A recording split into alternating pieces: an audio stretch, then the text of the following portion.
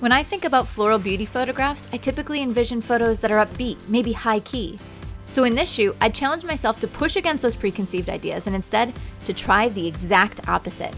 This time, I would use low-key lighting, a splash of color, and a whole lot of drama to create something romantic, painterly, and memorable. Once my model Megan was on set, I started to play, I started to experiment. And I began by crafting dramatic light. My main light was a beauty dish with a grid, and I put it to the left of the frame to start sculpting and creating drama on the face. My fill light was a zoom reflector with barn doors with a pink and purple gel. Now these gels were used to tone and color the shadows in order to pull in the rich colors from the flowers. Now at times I'd have my subject face the beauty dish and other times I'd have her face away.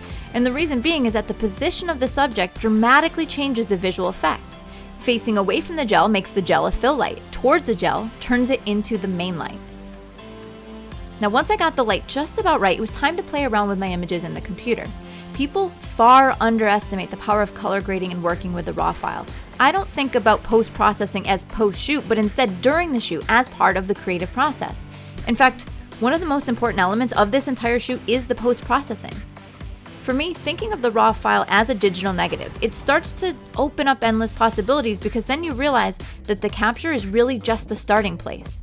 I shot tethered into Lightroom, viewing my shots on my BenQ SW271 monitor, and I began adjusting the images and then creating presets during my shoot in order to better fit my vision.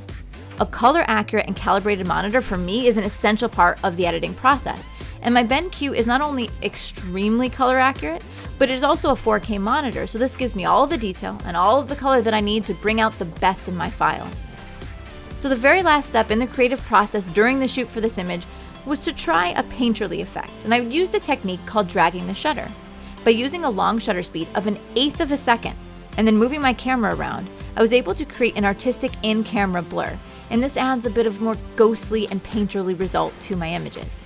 In the end, I feel that I created a very different interpretation of floral beauty, and the images were mysterious, colorful, and painterly.